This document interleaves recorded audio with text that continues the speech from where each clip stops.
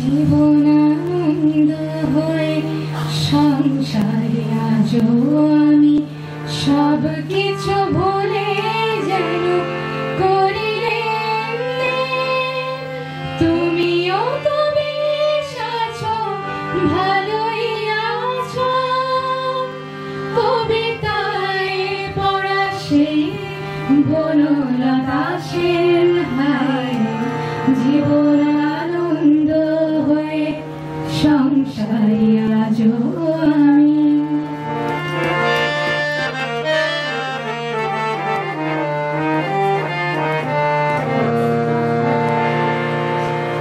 টানা টানা চোখে কালি পড়েনি কোনো, হাসলেও গালে টোল পড়ে এখনো। টানা টানা চোখে কালি পড়েনি কোনো, হাসলেও গালে টোল পড়ে এখনো। কি জাদু জানো না বিধাতা জানে, কবিতায় পড়া সেই বনলতা সেন হায় জীবনানন্দ হয়ে সংসারে আজও আমি।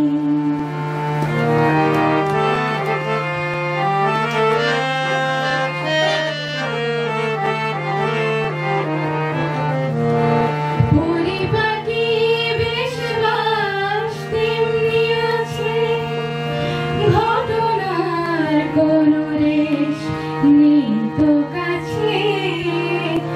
পরিপাটি বেশ বাস তেমনি আছে, ঘটনার কোনো রেশ নেই তো কাছে।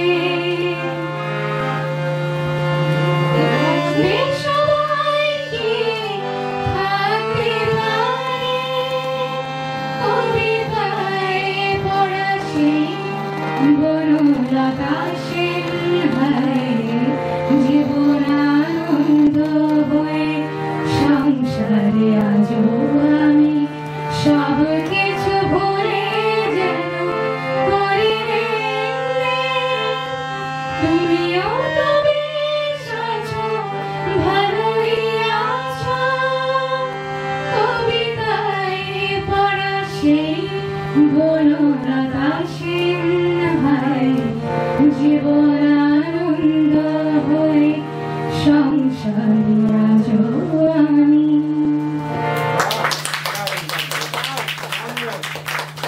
নিজের মেয়ে বলে বলছি না, মাশাআল্লাহ তার ভিতর কিন্তু অনেক প্রতিভা রয়েছে।